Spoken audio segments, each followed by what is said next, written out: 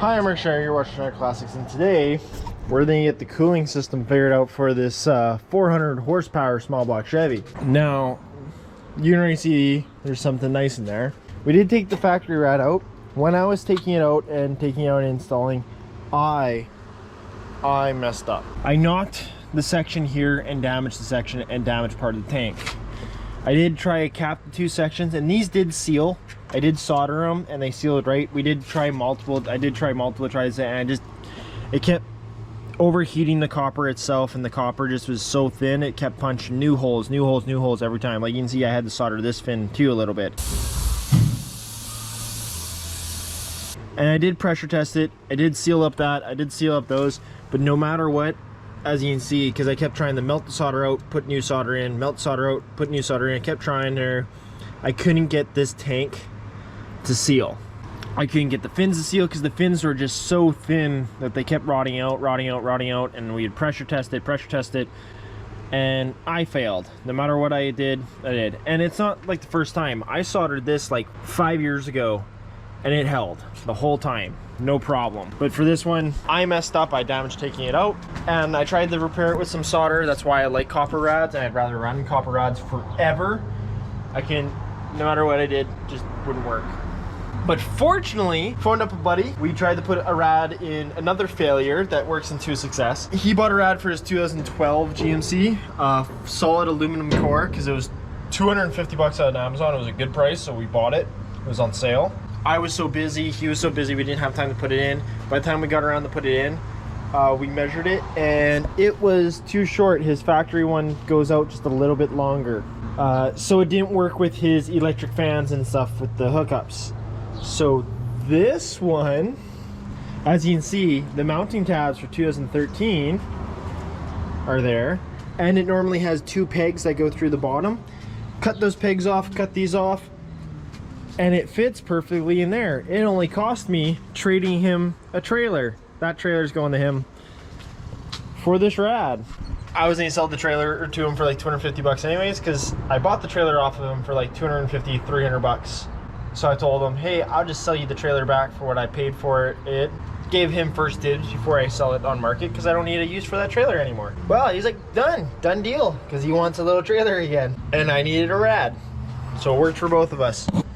So this rad's from a 2012 or anything. The only problem with it is there's no thermostat cap in this. But the solution is, because that generation of GMC and Chevy truck runs a surge tank, which then you have to splice into your lower hose a feed tube and pull from this upper hose to have constant flow. Or you can buy a Chinese inline thermostat. I'm going to cut some of the tube right there, put that online, and there will be the thermostat cap. Just has to be at the top of the system to bleed the air. Same with a surge tank. Surge tank has to be higher than the rad to bleed the air. You can run a surge tank. I know many people who do run surge tanks, but we're not going to do that. We're going to run this, as well as we're going to drill into a whiskey bottle and make that my overflow. As I don't know if you can tell, I removed my factory one, the thing for the alternator, the resistor for the alternator, because we have that all built into a one-wire alternator there, as well as my factory window washer fluid container, because I want to run electric instead of vacuum pump, because the vacuum pump sucks and it's all in there and I don't want to take it out because I'm lazy. So we're running a 90s one that I still have to wire up. I just haven't wired it up yet. So later on this video, where they make the custom bracket and everything for the washer fluid out of just some C-channel, we're going to get this pumped up and all flowing, and then we'll fire this bad girl up. So now trying to get this all figured out. I pulled the clutch fan off because I do want to run the spacer. Problem is my clutch fan, this is the factory one, and one, it's got a broken tab there. The two, it just doesn't sit nicely on top of this ridge. For this, like, it's not horrible, but it is supposed to be like in line in that notch there in the bottom of the rag cradle. It doesn't fit perfectly. It's broken there, and it's not seating nice. But we have one from a squarebody here, because we are using squarebody hoses as well because square body hoses are the same diameter as the 2012 inlets and outlets, and they're for a small block Chevy anyways too, so they match. But this for a square body, look, that sits nice above the ridge, holes mostly lined up, and I just pulled away. I marked where those 2 holes are in the rad, spacer holes, and I drilled 2 holes. I should have remembered that part number. I think it was 359066 or 350966. I drilled through it anyways because I'm like, that's where I need my hole. I should remember all these things because it's a very custom truck, so you should remember what you're using stuff from, like 2012 rad, square body hoses for, I think it was an 86 that I pulled those hoses off of. Same with my brake booster, very custom truck. K20 1-ton booster, half-ton master cylinder, C50 Z-bar linkage that's been modified. I do have a second one that I modified the same as a backup, just to keep on hand. Same with those boosters. Those boosters are not common. I don't know if anybody remakes the K20 boosters or the 1-ton boosters. So I actually, because the green truck we had in the past was a 1-ton 67, I took the booster from that. This one I got rebuilt, and I got the other one rebuilt and put on the shelf just to have, as well as customized truck. There's the V8 hole. Why is my V8 further back? Because it's a C50 cab, so I have a further firewall. When you have a very custom truck, you better be the one that built it, because trying to, like, if I ever sold this truck and someone else had to figure out all of this stuff, they'd have a big headache of trying to figure this all out. As well as I gotta get power steering hooked up properly too. I wonder if I should get the power steering hooked up before I get the fan shroud all in. Now that I have this all buttoned up, square body fan shroud, 7-blade fan, hoses are all hooked up, rod cap is in line.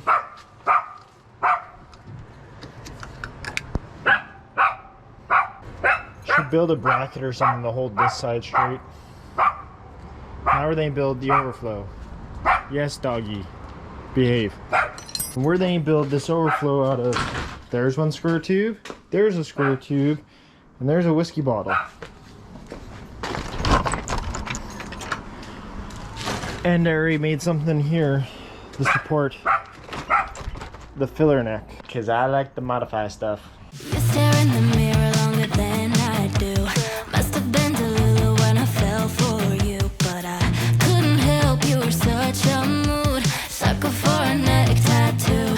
So full of yourself, okay, you need help. Your ego's tighter than your Gucci belt. Can't believe that I fell for the lies that you tell. I must be unwell. Oh well. Happy belated, sorry couldn't make it. Your head's inflated, and your love is overrated. So now, Canadian Manitoba 150 Wiser. I did want to put it straight up, but then I'm like, no, what, angle it's kind of nicer, because then it still gives lots of room and everything, and it's still visible. There is, if you see in that slit, there is padding around this, so that this is, I mean, this is in there really tight, but and there's padding all the way around it, so hopefully it shouldn't break. I mean, we'll see. I mean, it is just an overflow. Bracket's pretty strong. Well, I took the front corner of the front piece, flipped it, and put it in, and then gusseted it so the wiring can run through it, no problem. So then we can still stick our hands in between the space, no problem. That I did drill out the original holes that were here for the original washer fluid container out a little bit. But now it's plumbed in. We're about to plumb everything in there and start this baby up.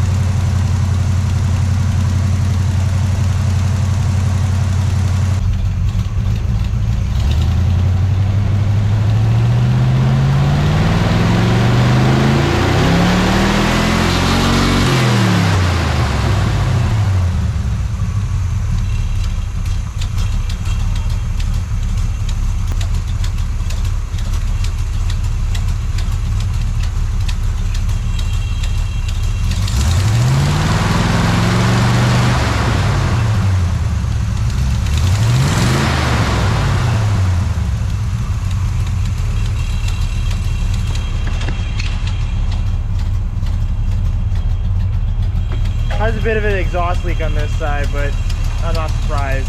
So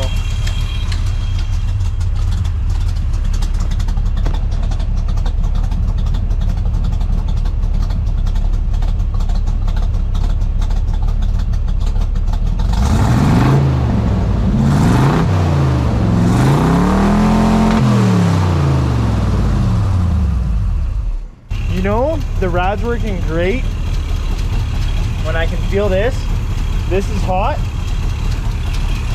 That's hot. That's stupid hot. But if I go down here, that's cold. So the fluid going into the motor is cold. Fluid coming out is hot. And when I rev up the fan and I put my hand right here, you can literally like feel the air being pulled right through the rad.